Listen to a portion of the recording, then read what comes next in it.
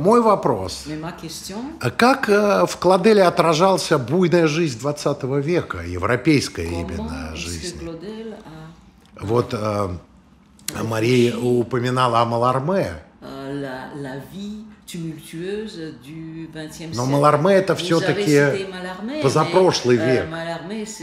В чем-то их можно даже сравнить с Клоделем, потому что Маларме был человеком одной книги, в которой он хотел уместить все книги. А Клодель был человеком одной веры, в которую он уместил весь мир. А вот, скажем, такие фигуры, как Арто, или такие сложные фигуры, как художники французские, переворот в живописи, центром которого оказался Париж, французские философы, например, Батай, с их очень свободным, очень радикальным мировоззрением, дадаисты, формальный переворот. Как он относился ко всему этому? Qu'est-ce qu'il en pensait? Quel était son point de vue envers tout ça? C'est une question qui est très complexe. Это очень сложный вопрос. D'abord, il faut rappeler que à 18 ans, Claudel assistait au mardi de Mallarmé. В 18 лет Клодель присутствовал на вторниках Маларме. Il y a une correspondance entre Claudel et Mallarmé. И существует переписка между Клоделем и Mallarmé. Pas très longue, parce que Mallarmé est mort en 1898. Mais il y a quelques très très belles lettres. Et dans une lettre, Mallarmé dit à Claudel, ayant lu son premier chef-d'œuvre, Tête d'or, accorde à Claudel le fait qu'il a le génie du théâtre. Donc Mallarmé a eu l'intuition, l'intelligence intuitive de percevoir tout de suite chez Claudel, qui était beaucoup plus jeune que lui, ce génie théâtral. Alors, je dirais que Claudel était en rupture avec toute la tradition, qui est d'ailleurs une belle tradition, de la littérature française, disons dans la tradition de Flaubert. Tout ça lui était étranger, il y était même hostile. Et au fond, les grands maîtres pour Claudel, les grands maîtres, ce sont les tragiques grecs, c'est Shakespeare et c'est Dostoïevski. Il a été un grand lecteur dans les traductions des années 1880 de Dostoïevski. Il a été un grand lecteur de Dostoïevski et il a abordé de façon tout à fait étonnante. Ce qu'il a trouvé chez Dostoïevski, c'est ce qui intéressait lui, le dramaturge, c'est-à-dire dans les personnages de Dostoïevski, le fait que tout d'un coup on se retourne et on devient quelqu'un d'autre brutalement, en quelque sorte. Cette capacité extraordinaire, en fait de conversion, de métamorphose. Et dans les mémoires improvisées, il dit que dans la tradition de Molière, en quelque sorte, les personnages sont un seul type, et à travers Dostoïevski, ça répondait à son propre génie, c'est-à-dire la multiplicité des personnes en lui et la capacité à se convertir continuellement en quelqu'un d'autre. Alors, dans son rapport à son siècle, je dirais qu'il faut distinguer la musique et les autres arts. Claudel a été lié d'une très grande amitié avec Darius Milhaud, le compositeur Darius Milhaud, et qui a mis en musique un certain nombre de ses œuvres. Et cette amitié a été très féconde. Il a été aussi, mais plus tard, et c'était moins une amitié qu'une collaboration également féconde, lié avec Arthur Honegger. Donc je dirais que Claudel était de plein pied avec la musique de son époque. Mais à l'inverse, en ce qui concerne la peinture, Claudel était tout à fait marginalisé, volontairement marginalisé, pour plusieurs raisons. D'abord, lui, son modèle de peinture, ce à quoi il s'adossait, c'est le soulier de satin c'est la grande tradition baroque de la peinture. Voilà, cette grande tradition baroque. Et cette peinture du XXe siècle, cette perte de la figure, le cubisme, tous ces mouvements-là qui ont été extraordinairement féconds pour le surréalisme, eh bien, Claudel y a été hostile. D'ailleurs, les surréalistes réciproquement détestaient Claudel et Claudel détestait les surréalistes. Voilà. Mais pour des raisons à la fois idéologiques et également esthétiques. Au fond, Claudel, c'est un baroque, en fait. C'est profondément un baroque et il n'a pas eu d'affinité avec les grands génies de la peinture du XXe siècle. On est bien obligé de le reconnaître, le regretter ou non, peu importe. Alors qu'il a collaboré avec les grandes personnalités musicales de son siècle. Ce qui a été décisif pour Claudel, ce sont toujours les apports de l'étranger, les apports de la littérature anglaise. Il a été un grand lecteur des romanciers anglais. Les apports du théâtre chinois qu'il a découvert en 1893 à New York, donc très jeune, et pour lui ça a été décisif parce que il a vu qu'il y avait une autre manière de faire du théâtre, qui était en quelque sorte en rupture avec la tradition du théâtre bourgeois psychologisant de la fin du 19e, qui était son bain en quelque sorte à cette époque-là. Et donc pour lui, cette confrontation avec le théâtre chinois à New York a été tout à fait extraordinaire. C'est ça qu'il a retrouvé en Chine.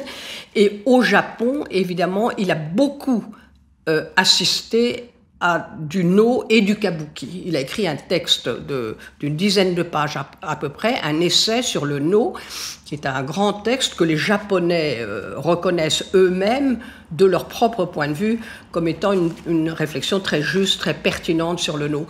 Mais alors, avec son génie dramaturgique, Claudel est aussi un pragmatique. Il saisit, alors, dans le No, il a saisi des occasions de faire évoluer sa propre dramaturgie. Et donc, le No, eh bien, est rentré dans sa propre dramaturgie sur des thématiques différentes, mais un certain nombre de caractéristiques esthétiques du No, il se les est appropriées dans sa propre dramaturgie, à partir du livre de Christophe Colomb jusqu'à Jeanne d'Arc au bûcher, etc., etc. Donc, Claudel, c'est quelqu'un qui est, en ce qui concerne le théâtre, qui était passionné par les innovations. Il a été, en 1914, en Allemagne, à Hellrau. Il a été vraiment une des grandes figures de ce grand moment de Hellrau en Allemagne. Il a été joué, d'ailleurs. L'Annonce faite à Marie a été joué.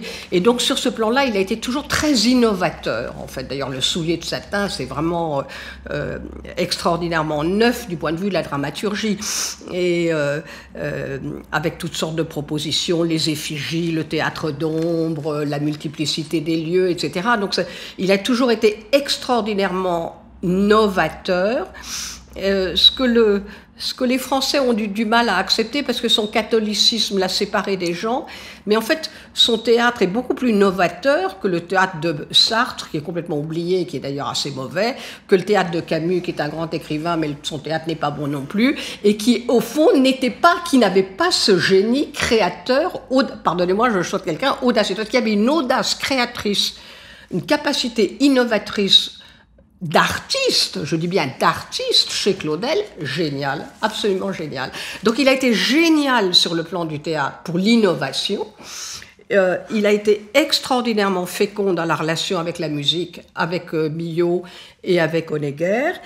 Et on peut dire, sans porter de jugement, qu'il a raté le rendez-vous avec la peinture moderne. Voilà. Bon, c'est un peu brutal, mais je dirais ça.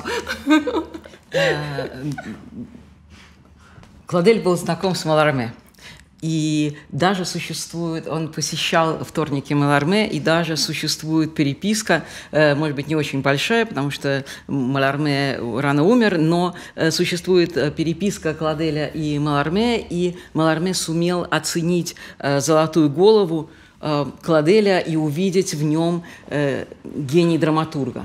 И это очень важно, что у такого молодого совсем писателя он сумел это увидеть.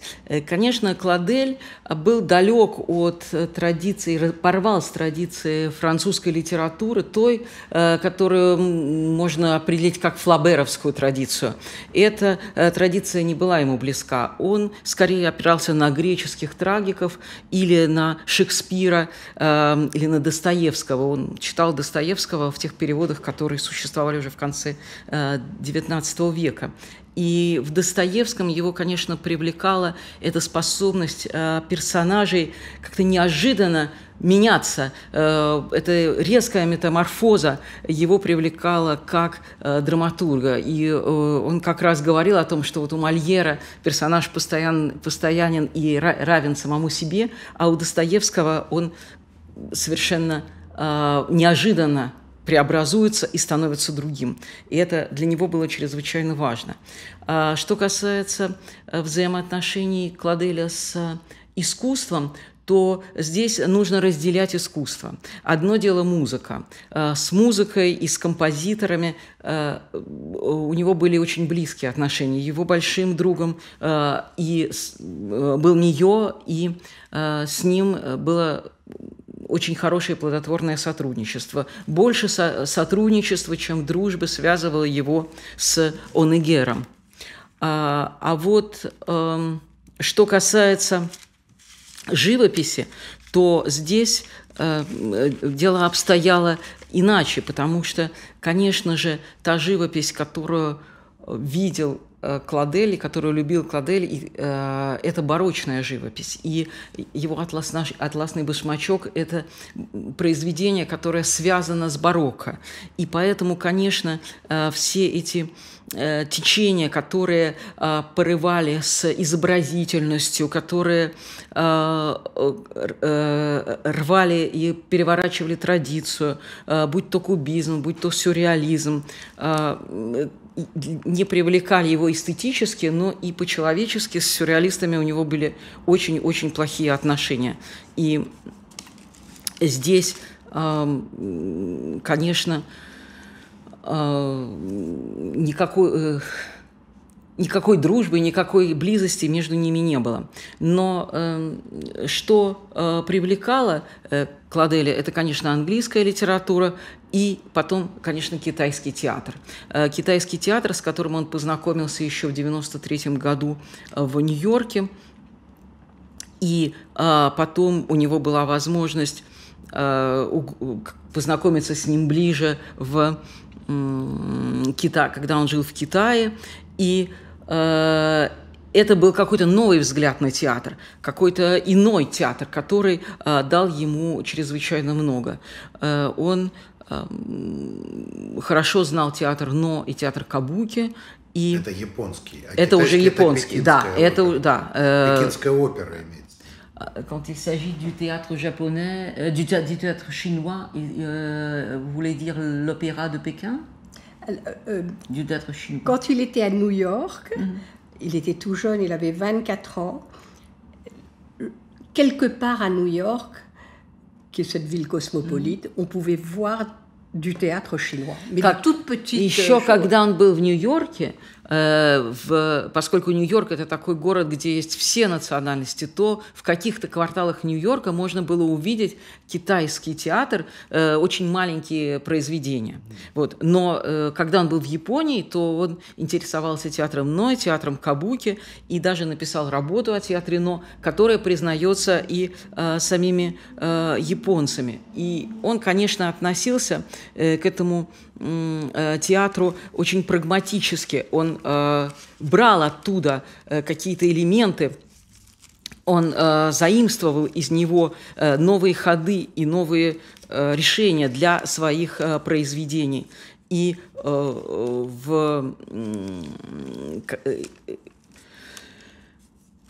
он был... искал этого, и в его произведениях, таких как «Христофор Колумб» или «Жанна д'Арк», можно увидеть следы вот этого влияния. Даже в поздних произведениях. Même dans les œuvres tardives, on peut voir l'influence, cette influence du théâtre oriental. Так, то есть на всю жизнь. Да, конечно. На всю жизнь, и особенно в последних произведениях. Да, именно так. Это очень интересно. Книга Христофоре Колумбе или Жанна д'Арк на костре – это, конечно же, произведение, которое… А как называется его мистерия, возвращение Марии, вот огромный его труд, возвещение Марии? Это Благовещение. Благовещение, да, Благовещение. Это центральное его произведение в каком-то смысле. Как он сам относился? Это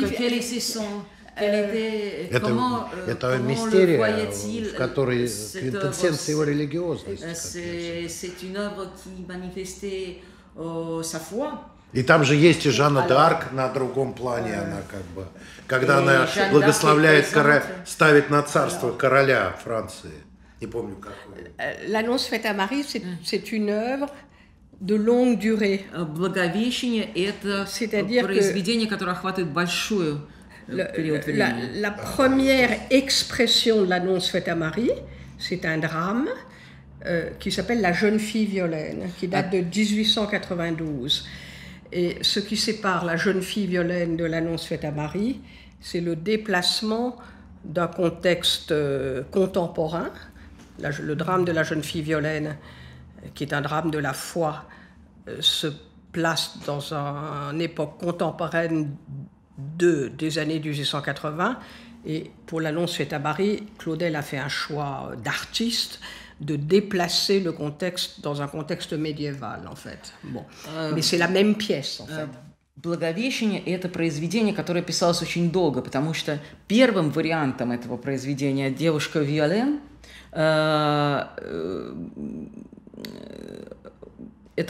первый вариант был написан в 1892 году. И там действие происходит в современной Франции. Но затем Клодель решил переместить действие в средние века. И тогда уже возникло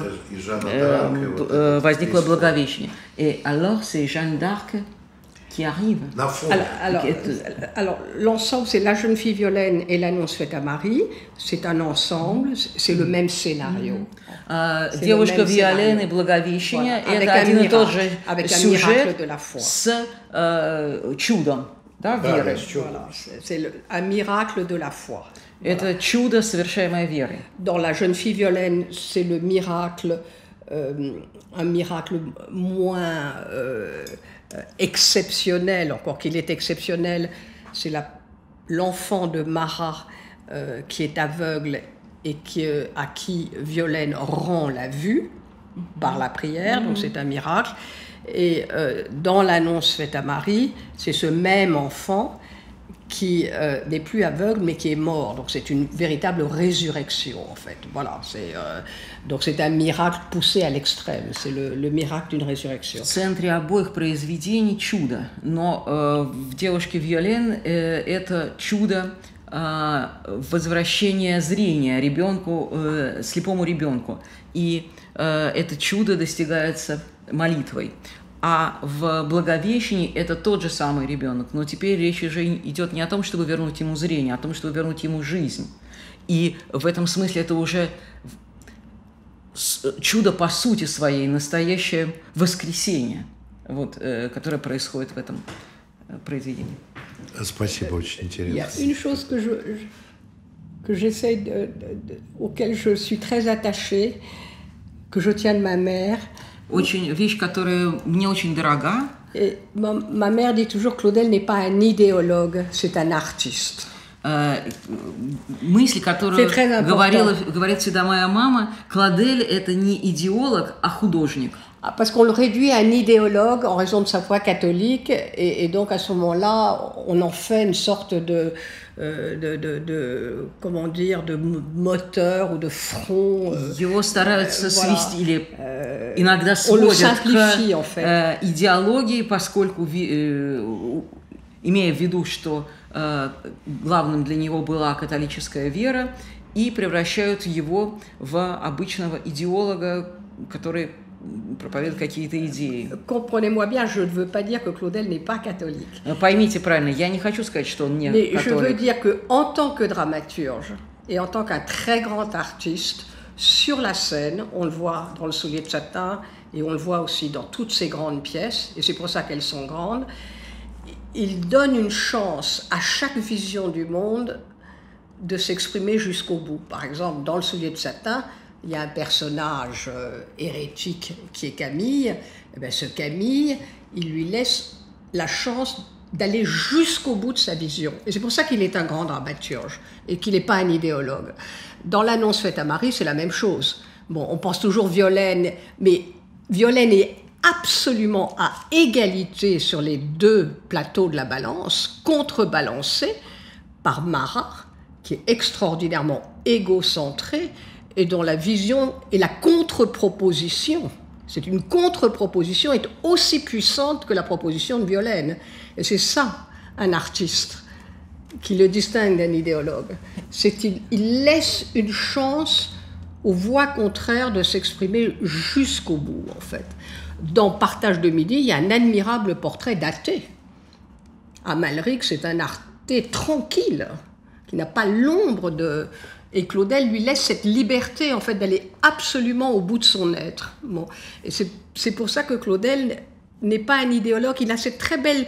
Il dit « ma devise », et quand il réfléchit à ces drames, qui trouvent une résolution, les résolutions de ces drames ne sont pas idéologiques, ils sont musicaux. Ma devise, dit-il, c'est « n'empêchez pas la musique ». Non impedias musicam, n'empêchez pas la musique. Donc la résolution, elle est musicale entre ces voix. Elle n'est pas idéologique en quelque sorte. Et ça, c'est très important. C'est ce qui fait qu'il est un grand artiste. C'est ce qui fait qu'un Vitesse, qui vient d'ailleurs, intellectuellement peut le monter. C'est pour ça qu'il appartient pas à une secte en quelque sorte. Voilà, c'est cette extraordinaire capacité de penser les contraires. Почему нельзя говорить только о том, что он католик? Потому что когда Клодель работает как драматург, то он оставляет возможность высказаться на сцене всем персонажам, всем точкам зрения и дает им возможность дойти до конца своего видения, не мешает им. Это происходит и в «Атласном башмачке», где еретик Камиль действует до конца и до конца выражает свои взгляды. То же самое происходит и в «Благовещении». Там персонажу Виолен противостоит другой персонаж, эгоцентричный персонаж Мара, который тоже существует до конца и полностью воплощает свои идеи. То же самое происходит и в «Полуденном разделе». Амальрик совершеннейший атеист, и никто не мешает ему высказаться. Клодель говорил о том, что развязка произведения – это как музыкальная развязка. Не мешайте музыке. То есть это различные мелодии, которые присутствуют и которые разрешаются именно в музыкальном ключе. И, возможно, это именно то, что привлекало и Витеза и позволяло ему ставить произведения Клоделя. Мы, к сожалению, должны завершать нашу беседу. Хотя мы только ее начали. Мы только начали ее. И я лично очень люблю Клоделя. И я согласен с тем, что это какое-то удивительное воплощение барокко в 20 веке. А этот стиль мне очень близок. И я думаю, сейчас происходит подлинное возвращение барокко уже в 21 век.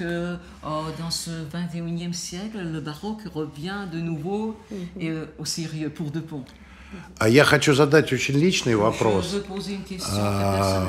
который меня в свое время потряс, история, которая меня потрясла, и я не знаю на нее ответа. И Мари Виктория, как правильно сказать? Мари Виктуар. Мари Виктуар может не отвечать на этот вопрос. Но меня он очень, для меня он почему-то важен очень. Он связан с судьбой его сестры Камилы Клодель. distinct de la sœur de Claudel. Это очень странная история. C'est une histoire très étrange. И трагическая история. Я думаю, для семьи тоже трагическая история. Потому что Камила была великим скульптором. Она была подругой и ученицей Родена. И она во многом формировала юного Поля, как я понимаю. Потом она заболела и дальше долгое время провела в специальном доме. И чуть ли не Клодель был одним из тех людей, которые ее отправили в этот дом.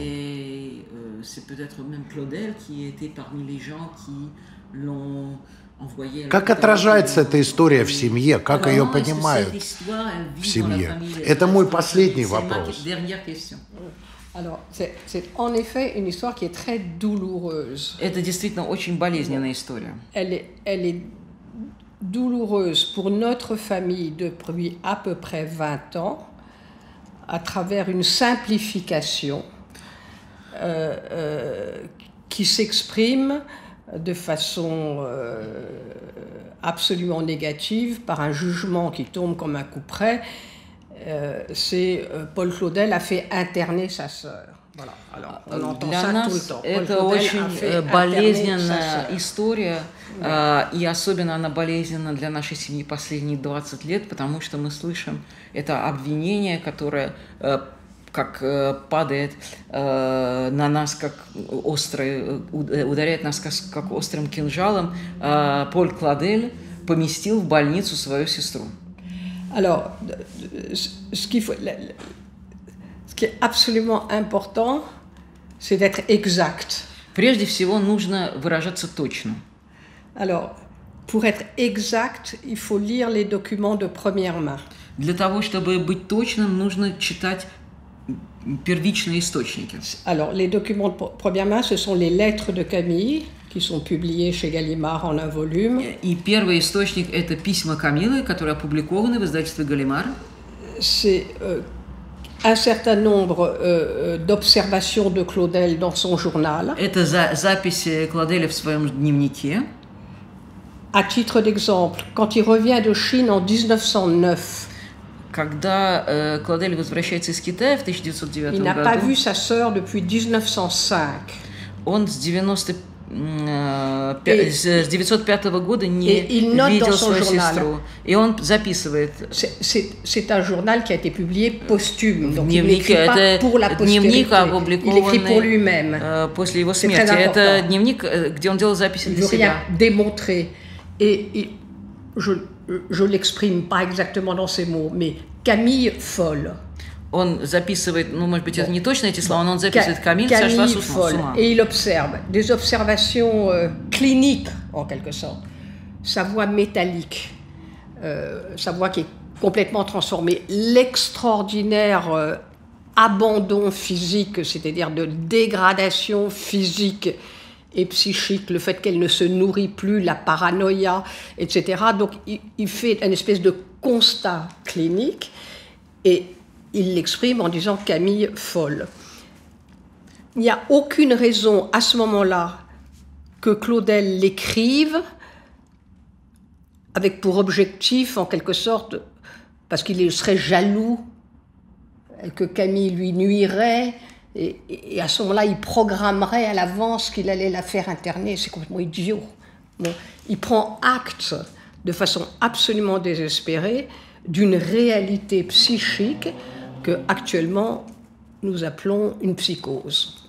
C'est une psychose qui a monté en puissance à partir de 1900. Les premiers signes de la psychose, c'est 1902. En 1905, c'est vraiment le point de bascule. Elle ne crée plus, je dis bien, elle ne crée plus depuis 1905.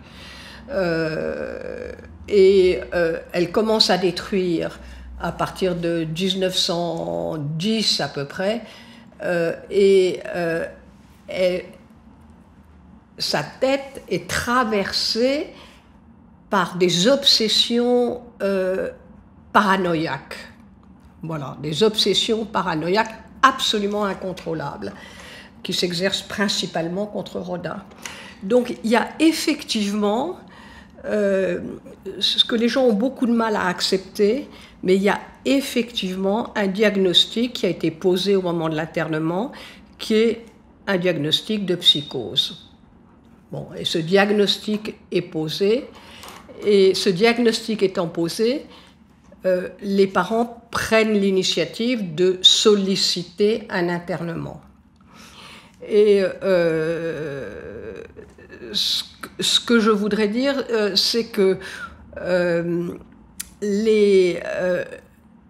tous les documents maintenant sont publiés, donc il y a eu une admission en quelque sorte, et donc 3 psychiatres ont examiné en quelque sorte selon des protocoles qui sont quand même des protocoles responsables,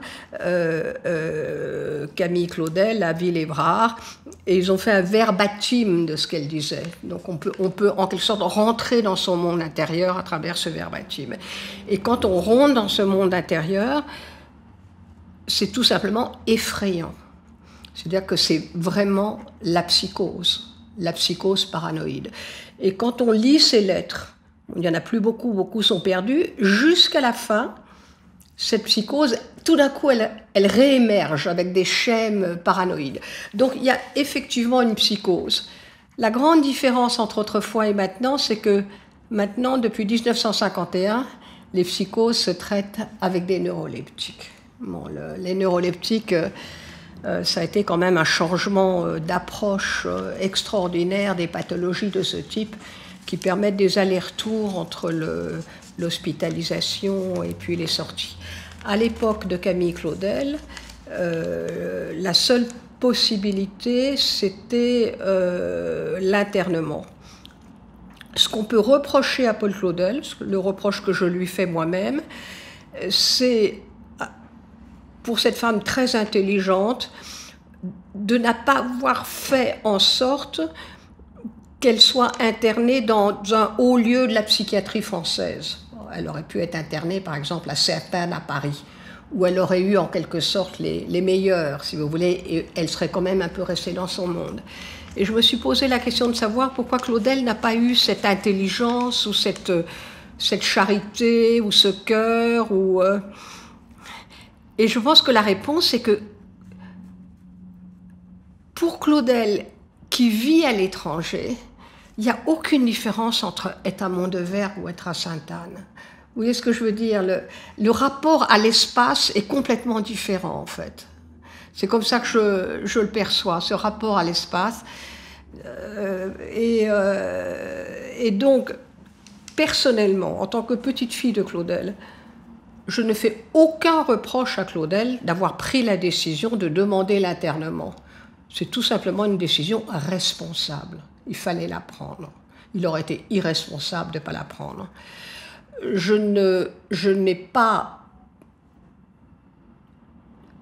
ne conteste pas la nécessité de l'internement dans cette époque-là, avant les neuroleptiques, où il n'y avait pas d'alternative.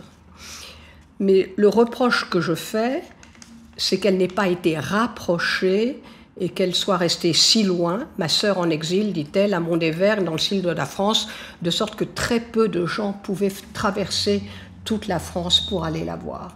Et ça, c'est un reproche qui n'est pas... c'est un vrai reproche. Voilà. Il aurait été possible de la rapprocher. Et ça, le diplomate, l'ambassadeur, il avait aussi le pouvoir de le faire. Voilà. Et il ne l'a pas fait. Voilà. Et je pense qu'il ne l'a pas fait parce qu'il vivait dans son monde et que son monde, l'étalon-mesure, c'était un autre étalon-mesure. La distance, il avait un rapport au monde différent. Voilà. Когда он приехал в 1909 году, он в своем дневнике сделал записи, которые не предназначались никакому читателю. И он для себя записал симптомы: металлический голос, ухудшившееся физическое состояние, параноидальные мысли, отсутствие аппетита. И все это он записал для себя как как такую клиническую картину того, что с ней происходило. Психоз, у нее был настоящий психоз, и он развивался постепенно с 902 года к 905 году. В 905 году произошел перелом, и, конечно же, и были все признаки. Она страдала навязчивыми мыслями, направленными, в частности, и против Родена, и после того, как ее осмотрело 3 психиатра, которые зафиксировали то, что с ней происходит, зафиксировали также ее слова и те мысли, которые она высказывала, было принято решение о том, чтобы поместить ее в больницу, потому что был поставлен диагноз психоз. И тогда родственники попросили о том, чтобы поместить ее в больницу.